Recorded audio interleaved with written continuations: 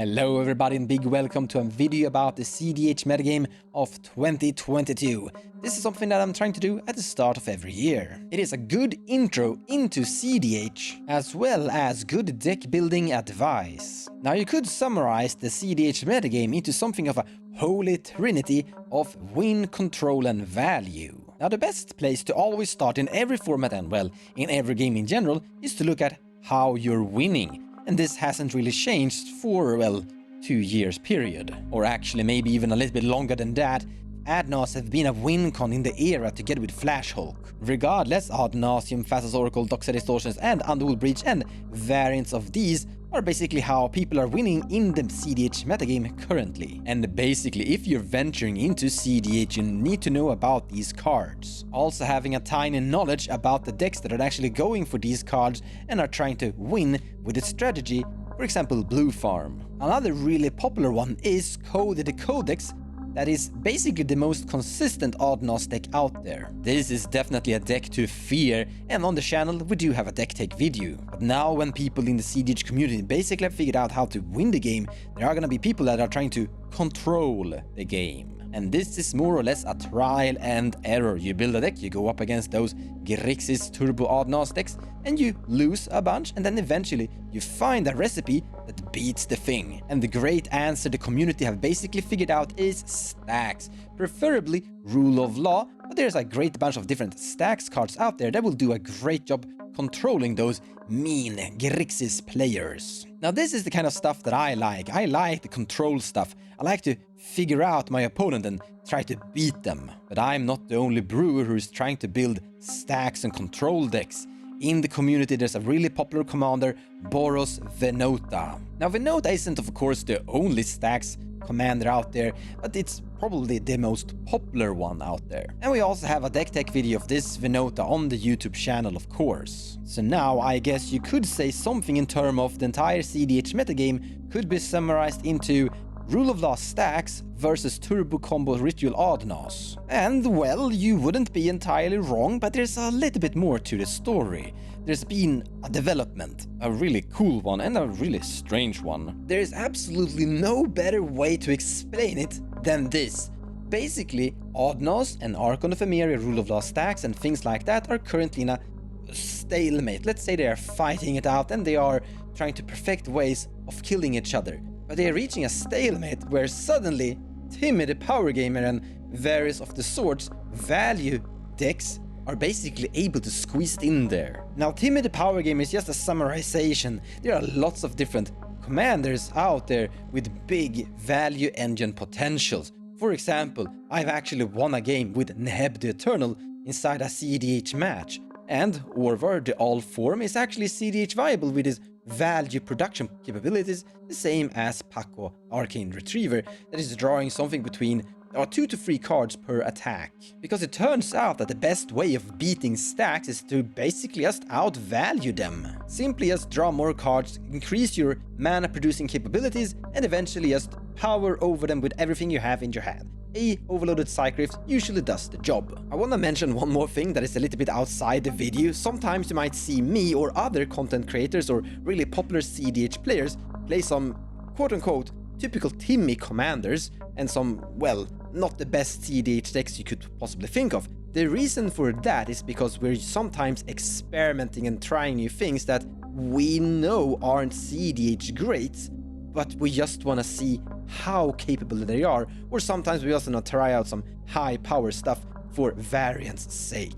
So just remember, if you see me play a typical Timmy deck, that doesn't mean that that Timmy deck is a great cEDH deck. Alright, back to the video. So the holy trinity of cEDH could basically be explained into this. Someone out there is trying to win fast with an Ad Nauseam. Someone out there is trying to control that Ad Nauseam with a Stax variant. And because of this interaction, there's room for those value engines, value commanders, like for example, Orvar the All Form. It could also be explained with these commanders. Cody is basically trying to win fast with his Ad Nauseam, Venota is trying to interact and prevent the book from winning with Ad Nas, with various Stax cards winning through the Stax cards herself, and Orvar is sitting there and just controlling the game with a few counter spells and trying to outvalue both of them. And it is really important to understand that sometimes these Timmy decks actually wins because Venota is really good at preventing Cody from winning, but really bad winning herself. By the way, to all of you Venota lovers, I'm not saying that Venota is bad at winning or Venota is winning slowly.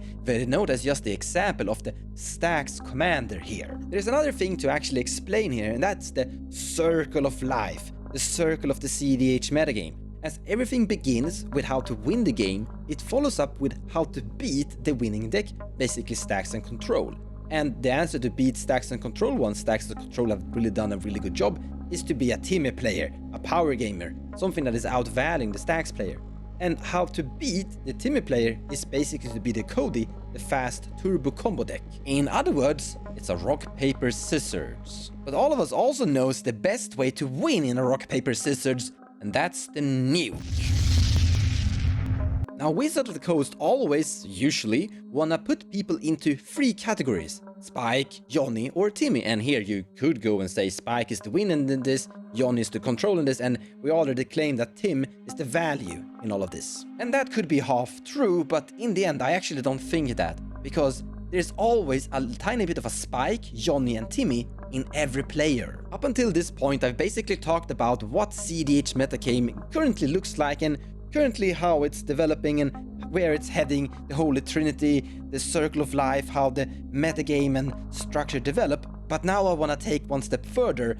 Now I wanna break the circle. Break the cycle, Morty. Rise above. I'm not going to stop the wheel. I'm going to break the wheel. So cEDH being in this kind of rock, paper, scissors format where we basically rotate from winning fast, playing Stax and Control, to playing value, to playing fast again, to playing Stax and Control and playing value, is indeed a problem. Because we don't really want it to be a rock, paper, scissors format, right? I mean, think about the pod. Sometimes you might have noticed that in some pods you have a really good win rate, in other pods you have a really bad win rate. I mean, just imagine if you're playing Cody inside this pod. Venota, that's a Stax deck, the Revi, that is usually a Stax deck, and Tuvasa the Sunlit is also a Stax deck. I mean, have fun. Remember when I said that there's a tiny Timmy, Spike, and Johnny in every player? Well, every deck could be a little bit of everything. But this is actually something that is kinda happening in real time as people are developing towards this little circle of life. And I think they're doing the right thing. For example, Nigella the Blade Blossom is a fast combo deck that is usually trying to win with infinite combo steps or an ad nauseam herself. But she could include Grim Hireling, that is a little bit of a slower card, a value card, something that you use to acquire treasures so that you can pay for really expensive spells like ad nauseam or really even more expensive spells. Nigella could actually use Grim Hireling to combo off and win, but she can also use it as a way to deal interact with various hate bears that is preventing her from winning. But Grim Hireling is something Blue Farm with Tymna Crom could also actually pick up. A weapon to help them deal with the value cards and the Stax cards that sometimes their opponents are presenting. And Venota just happens to be the perfect example for the Stax thing in this, and I'm gonna make all Venota players happy here. Venota is first and foremost really good at staxing and controlling the board state, putting variants of hate bears into play that will control your opponents. But she is also a value engine card, as she is drawing cards. She's not really drawing cards from the deck, but she's putting cards from the deck directly into play.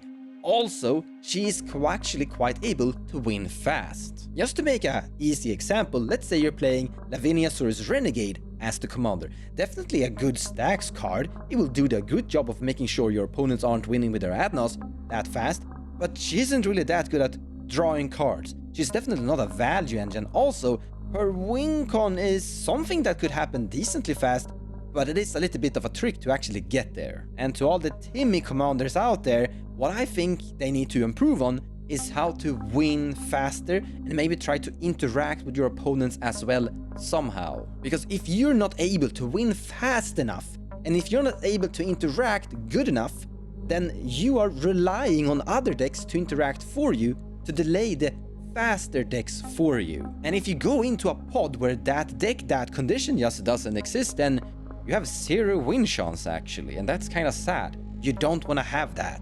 I mean, just imagine this pod. 3 turbo combo decks, variants of Cody, and 1 grindy value deck. Timmy. Have fun, Tim. But here, Orvar is actually a pretty good example because this is a blue deck. This deck is filled with counterspells, so there are actually tools this commander could include to solve that problem. And these examples are what I think is going to break the circle, make your deck rise above. Instead of having a deck that is great versus some pods but terrible versus other pod, you should try to figure out how you can squeeze your deck to be good at everything. Now, it's not really possible to be good at everything, so we could summarize it to something like this instead, that you should try to make your deck so that it's good versus the majority of things you're usually running into. Because here I have some really positive, I actually think this is positive news for you. The amount of viable commanders are increasing, making it more important to have a commander that is a little bit of a jack of all trades. Going back to that Venota, that I actually do think is a great example of a commander that is a little bit of everything. Now, we really hope this has been a good introductional video for all of you new cEDH players that are venturing into this format.